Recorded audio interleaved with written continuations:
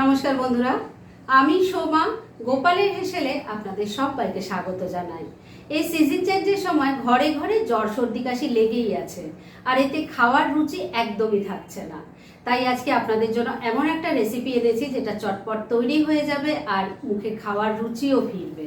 আর এটা ছোট থেকে বড় সবাইকে নিশ্চিন্তে খাওয়াতে পারেন, তবে একমাত্র বাড়িতে যদি ডায়াবেটিক পেশেন্ট থাকে তাদের কিন্তু এটা দেওয়া যাবে না।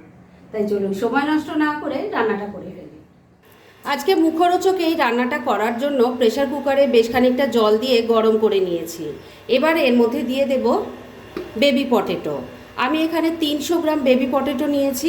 আপনারা যদি এই ছোট আলু না পান তাহলে বড় আলুগুলোকেও টুকরো করে কেটে নিতে পারেন, মানে কিন্তু সেই টুকরোগুলো একদম ছোট করবেন, আলু চচ্চড়ির মতো নয়, একটু বড় সাইজের কাটবেন।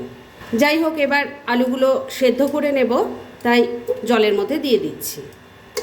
সমস্ত আলুগুলোকে দিয়ে দিয়েছি। এবার লিডটা লাগিয়ে দিচ্ছি আর ফ্লেমটাকে মিডিয়ামে রেখে 2টো হুইসেল পড়লেই আলুগুলো সেদ্ধ হয়ে যাবে। তাহলে আলু সেদ্ধ হোক, তারপর ফিরে এসে নেক্সট স্টেপ দেখাচ্ছি।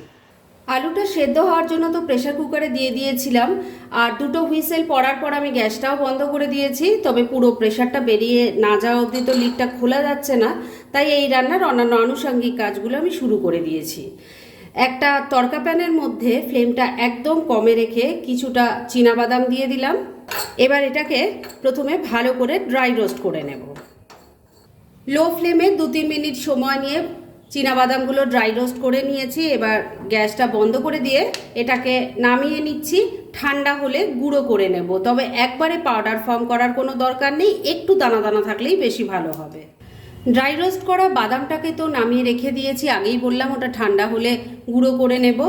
আর এবার এই রান্নার একটা মশলা বানিয়ে নিচ্ছি, সেজন্য তড়কা প্যানটা বসিয়ে আবারও গরম করে নিয়েছি। এর মধ্যে প্রথমেই দিয়ে দিচ্ছি 1 চামচ গোটা ধনে, দিয়ে দিচ্ছি 1 চামচ গোটা জিরে, হাফ চামচ মৌরি দিয়ে দিলাম। আমি 300 গ্রাম আগেই বলেছি বেবি পটেটো নিয়েছি, সেই অনুযায়ী কিন্তু আমি মশলাটা বানাচ্ছি। আপনারা যদি এর থেকে বেশি পরিমাণ আলু নেন তাহলে কিন্তু মশলার পরিমাণটা আরেকটু বাড়িয়ে দেবেন।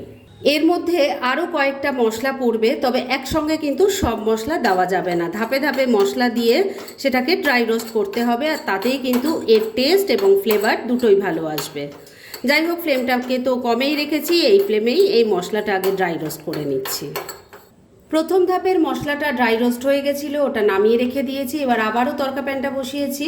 এর মধ্যে দিয়ে দিচ্ছি 2টো শুকনো লঙ্কা, 10-12টা গোটা গোলমরিচ দিয়ে দিলাম, দিয়ে দিচ্ছি 4-5টা লবঙ্গ। এখানে কিন্তু এলাচ বা দারচিনি কোনোটাই যাবে না, কেননা তার ফ্লেভার আর টেস্ট কোনোটাই এই রান্নাতে দরকার নেই। লবঙ্গটা দেওয়া হলো এই কারণেই যে এর যে একটা ঝালঝাল টেস্ট সেটাই মুখে ভালো লাগবে, আর রান্নাতেও দারুণ একটা ফ্লেভার আসবে।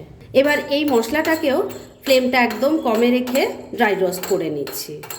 এই মশলাটাও ড্রাই রোস্ট হয়ে গেছে, গ্যাস বন্ধ করে এটাকেও নামিয়ে নিচ্ছি। তারপরে আগের যে মশলা আর এই মশলা দুটো একসাথে মিশিয়েই কিন্তু এটাকে গুঁড়ো করে নেব, তবে কিন্তু কোনো জল পড়বে না, শুকনোই গুঁড়ো করতে হবে। এবার আবারও তড়কা প্যানটা বসিয়ে গরম করে নিয়েছি। এর মধ্যে অল্প একটু কাসুরি মেথি দিয়ে দিলাম, এটাকেও ড্রাই রোস্ট করে নামিয়ে নেব। রান্নার জন্য সমস্ত মশলাগুলো তো রেডি করে নিয়েছি, আর এদিকে প্রেসার কুকারের পুরো প্রেসারটা বেরিয়ে যাওয়ার পর আলুগুলোও আমি বার করে নিয়েছি। আলুগুলো এখন সুন্দর সেদ্ধ হয়ে গেছে। এবার খোসাটা ছাড়িয়ে নিচ্ছি। আলুর খোসা ছাড়িয়ে এভাবে বন্ধুরা একটা ফর্ক দিয়ে একটু প্রিক করে নেবেন, তাতে নুন মশলাটা ভালো করে ঢুকবে আর খেতেও ভালো লাগবে। তাহলে এইভাবে আমি সবকটা আলু রেডি করে নিয়ে তারপর ফিরে আসছি। সেদ্ধ করা সমস্ত আলুগুলোর খোসা ছাড়িয়ে প্রিক করে নিয়েছি, আর এবার মূল রান্না শুরু করছি। সেজন্য কড়াইয়ে সর্ষের তেল দিয়ে গরম করে নিয়েছি। এই রান্নাটা কিন্তু সর্ষের তেলেই ভালো হবে। এবার এর মধ্যে প্রথমে নুন দিয়ে দিলাম, দিয়ে দিচ্ছি অল্প হলুদের গুঁড়ো। এবার সেদ্ধ করা আলুগুলো ভেজে নেব, তাই দিয়ে দিচ্ছি। ফ্লেমটাকে মিডিয়ামে রেখে এই আলুগুলো এবার একটু ভালো করে ভাজা ভাজা করে নিতে হবে, মানে এমনভাবে ভাজতে হবে যাতে এর ওপরের একটা ক্রিস্পি লেয়ার চলে আসে, আর তাতে কিন্তু এটা খেতে খুব ভালো লাগবে। সেদ্ধ করা আলুগুলোকে মিডিয়াম ফ্লেমে রেখে 3-4 মিনিট সময় নিয়ে ভালো করে ক্রিস্পি করে ভেজে নিয়েছি। এবার এগুলো তুলে নিচ্ছি। আলুগুলো ভেজে তুলে নিয়েছি। এবার যে তেল আছে তার মধ্যেই বাকি রান্না হয়ে যাবে।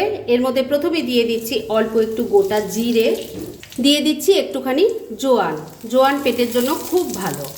অল্প একটু হিং দিয়ে দিলাম, এটাও কিন্তু ডাইজেশনে খুব কাজ দেয়। একটু ভাজা ভাজা করে নিচ্ছি। ফোড়নটা ভাজা ভাজা হয়ে গেছে, এবার এর মধ্যে দিয়ে দিচ্ছি গ্রেট করা আদা আর চপ করা কাঁচা লঙ্কা।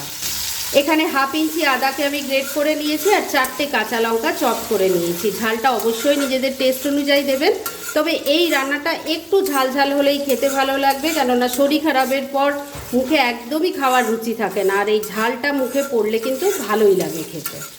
গ্রেট করা আদা আর চপ করা কাঁচা লঙ্কাটা দিয়েও ভালো করে একটু ভাজা ভাজা করে নিয়েছি। এবার এর মধ্যে একটা বড় সাইজের টমেটোকে চপ করে নিয়েছি, সেটা দিয়ে দিলাম।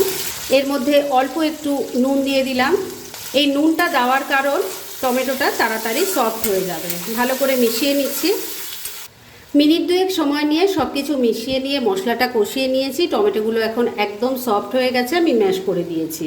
এবার এর মধ্যে প্রথমেই ড্রাই রোস্ট করা কাসুরি মেথিটা দিয়ে দিলাম। মিশিয়ে নিয়ে একটু কষিয়ে নেব। বন্ধুরা, আপনারা আমার রেসিপি দেখার সাথে সাথে আমার ফেসবুক পেজ গোপালের হেসেল, তাতেও ভিজিট করতে পারেন। ডেসক্রিপশন বক্সে লিংক দেওয়া আছে।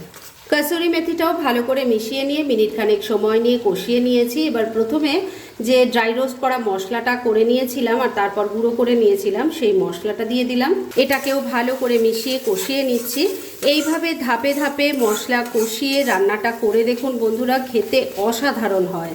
আর জ্বর সর্দি কাশিতে যখন মুখের রুচি একেবারেই থাকে না, এই রান্নাটা খেতে কিন্তু ভীষণ ভালো লাগবে। এটা যেমন লুচি, পরোটা, এমনকি মুড়ির সাথে খেতেও ভালো লাগবে। আবার কিন্তু শুধু শুধু এমনি যদি কাউকে আলুর দম হিসাবে দেন, তারও খেতে খুব ভালো লাগবে। একবার ট্রাই করে দেখুন। ড্রাই রোস্ট করা মশলাটা মিশিয়েও মিনিট খানেক সময় নিয়ে আবারও কষিয়ে নিলাম। এবার ভেজে রাখা আলুগুলো দিয়ে দিচ্ছি। এর সাথেই দিয়ে দিচ্ছি স্বাদ মতো নুন। তবে নুন কিন্তু খুব বুঝে দেবেন, কেননা আলু ভাজার সময়ও নুন দিয়েছিলাম, মশলা কষানোর সময়ও সামান্য একটু নুন দিয়েছিলাম। দিয়ে দিচ্ছি অল্প কয়েকটা দানা চিনি, এতে স্বাদের ব্যালেন্সটা হবে। আর এর সাথেই দিয়ে দেব ড্রাই রোস্ট করে যে বাদামটা রেখেছিলাম, চীনা বাদামটা, সেটা গুঁড়ো করে নিয়েছি সেটা। সব কিছু এবার ভালো করে মিশিয়ে নিচ্ছি। সব কিছু খুব ভালো করে মিশিয়ে নিয়েছি। তবে এই যে ছাড়া ছাড়া ভাবটা রয়েছে রান্নাটার, এটা যাতে ঠিকঠাক হয়ে যায় সেজন্য এর মধ্যে সামান্য একটু জল দিয়ে দিলাম। এতে মশলাটা একটার সাথে আরেকটা ভালো করে মিশে যাবে আর খেতেও ভালো হবে।